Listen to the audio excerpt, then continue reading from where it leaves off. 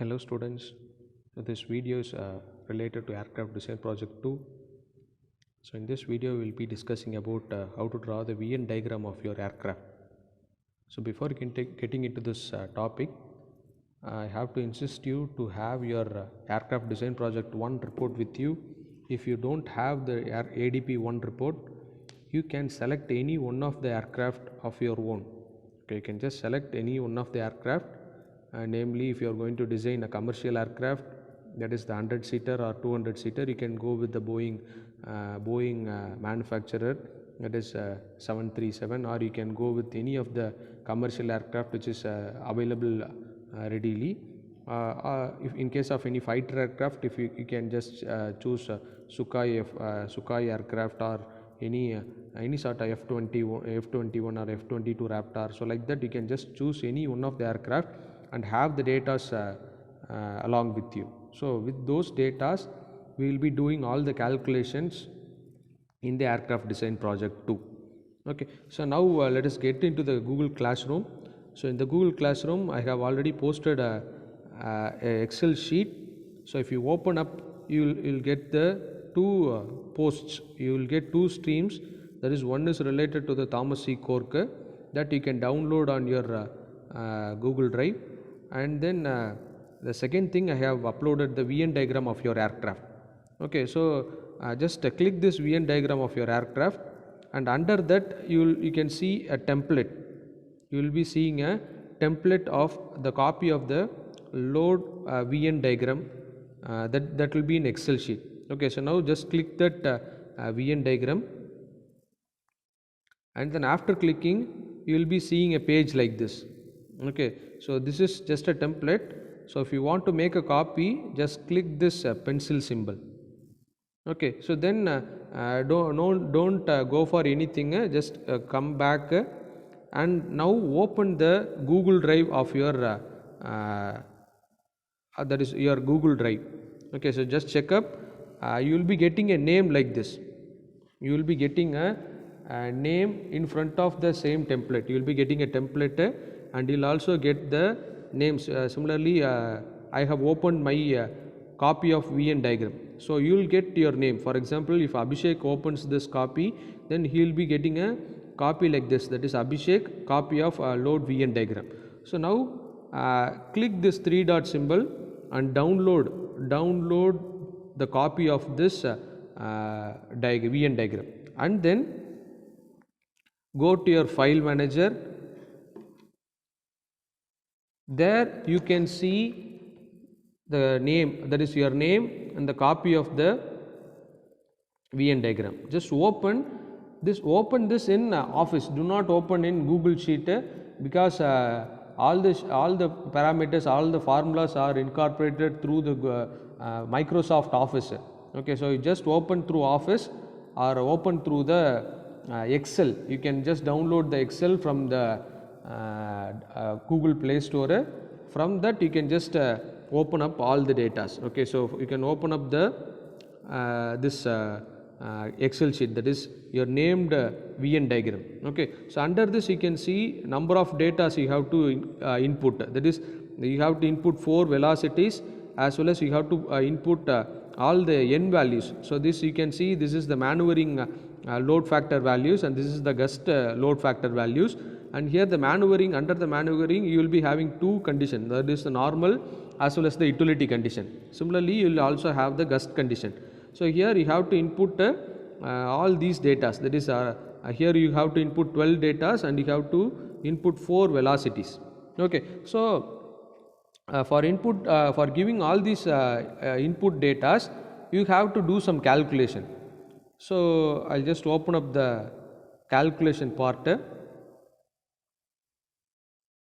Okay, so to calculate the velocities, that is VA, which is nothing but the maneuvering velocity, and VC is the cruise velocity, VD is the dive velocity, VS is the stall velocity. Okay, first you just write down the cruise velocity of your aircraft. Okay, that is VC, the cruise velocity of your aircraft. That you can just select it from your ADP 1, or you can choose on your own. Okay, select any one of the aircraft which is currently existing, and the same aircraft you have to take it along with the all calculation for the ADP2. Okay, so choose the cruise velocity of your aircraft, and then after choosing the cruise velocity, calculate the maneuvering velocity, that is VA. Okay, that is VA. So the VA should be of around 40 to 50% of the cruise velocity. EVA should be 40 to 50%. You can just choose 41 or 42 or 50. You can choose any of the value and make the multiplication with the cruise velocity and calculate the maneuvering velocity. And then second you have to calculate the dive velocity. The dive velocity formula, that is VD is equal to 1.5 times the cruise velocity. Okay, so for calculating the dive velocity, you have the formula, that is 1.5 times the cruise velocity. That is, you have to calculate the maneuvering velocity and dive velocity from the cruise velocity. Okay, so first you have to choose the cruise velocity. From that you have to select, or you have to calculate the maneuvering and then dive velocity. And then the last thing is the Vstall. We have the formula for calculating the Vstall. Use this formula. Okay, so this formula is taken from the aircraft design Thomas C. Cork book. So no need to refer that book. If you want to read some theory part of view, you can just refer the book. I have already given the formula in this video itself. You can just take this as the reference formula. So here, to calculate the stall velocity, you need the weight of your aircraft, that will be available in the design data, and then the density at which the height of the that is the maximum height of the aircraft, that is the ceiling, at ceiling. Okay, the density should be calculated at the service ceiling.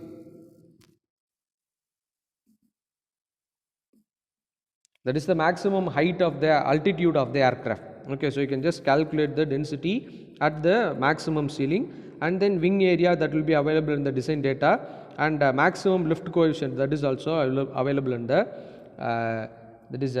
design data. Or you can also choose the W by S. So instead of calculating W separately, A separately, you can just choose the wing loading. If the design data have the wing loading, you can directly take the wing loading. From this formula, you can easily calculate the Vstall. And then for calculating the N values, that is we have selected, or we have calculated all the 4 velocities. Now we are moving to the load factor, that is N value. We have to calculate 12 datas. Okay, so altogether we have to collect 12 datas. So you can just see this table. So in this table, the first 8 datas. So this 8 datas is fully corresponds to the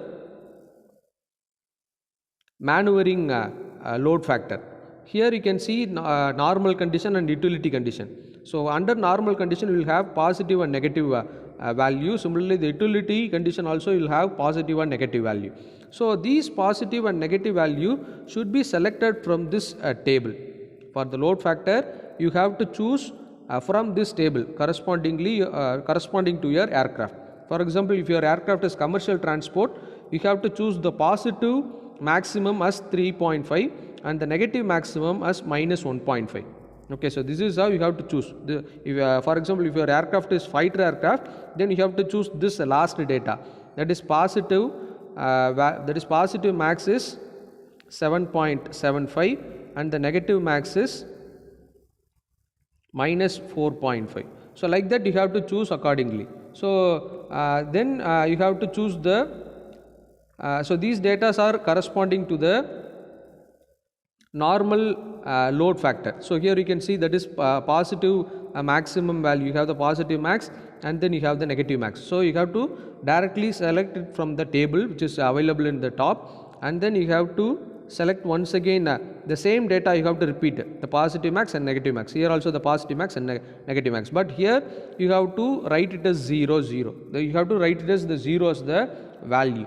And for calculating the utility condition, you have to go with 15 to 20% of the positive load factor. So for selecting the positive utility value, you have to do the multiplication. That is, for example, if the value you are having as 3.5, let us assume the positive load factor value as 3.5, then if you want to calculate the utility positive load factor, then you have to multiply by 15%, that is 15 by 100. Okay, then you just calculate the value and you should add it with the 3.5. Now if you want to calculate the utility, then you have to add with 3.5. It is more, that is 15 to 20% more than the normal load factor. So this is more value. This is also the more value. Okay, so you have to add the positive load factor. Similarly, if you want to find out the negative load factor for the utility, then you have to take, that is minus 1. We will have minus 1.5. Just keep just 1.5 alone. So from that, just take the 1.5. That is, if you are going to multiply by 15 by 100, then you have to add up with the same 1.5. Okay, so with this calculation, you have to calculate the utility load factor values. And then similarly for the gust value. So for calculating the gust value, the positive and negative, the 40 to 50% more than the normal. It should be more than the normal load factor. And similarly for the negative value also, it should be 40 to 50% more value than the normal load factor. So these two things you have to take it from the that is a normal load factor value. And the last two column you have to fill up the same value which you have taken, that is positive max and the negative max value. So if you have filled up all these datas, then you will be getting the graph automatically. You will be getting the graph automatically.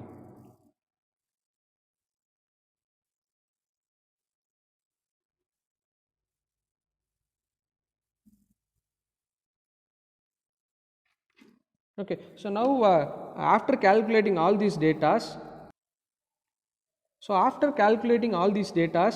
open up the Excel sheet in Office, Microsoft Office.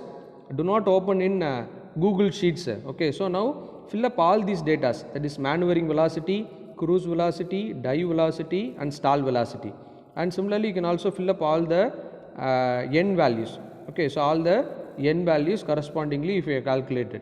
Okay, so after filling up you will be getting the graph automatically. After changing each and every data, you will be getting some values, some graphs. For example, if I am going to enter 10 km per hour for the maneuvering velocity and 21 km per hour for the cruise velocity, and the dive velocity is around 35, let us assume that velocity is around 35, and then stall velocity is around 5. So after giving all the inputs, you will be getting the graph automatically.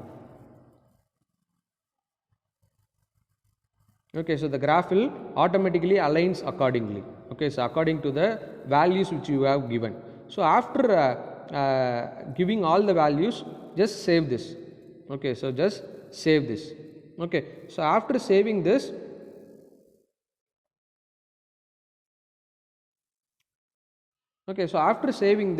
again open your Google Classroom and open the assignment, and so here you can add up the attachment. So remove this Excel which is already present in the sheet.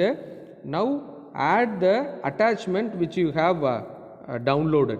Okay, so add the attachment which you have downloaded and edited through the Office.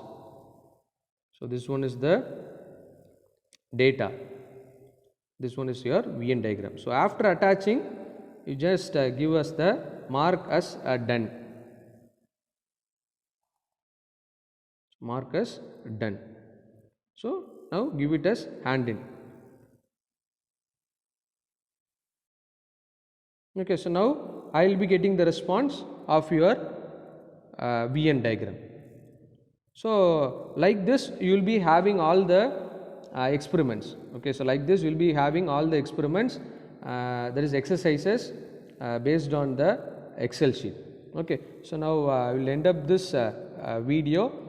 So in case of any doubt, you can come through WhatsApp. I will just help you over there. Okay, so thank you all.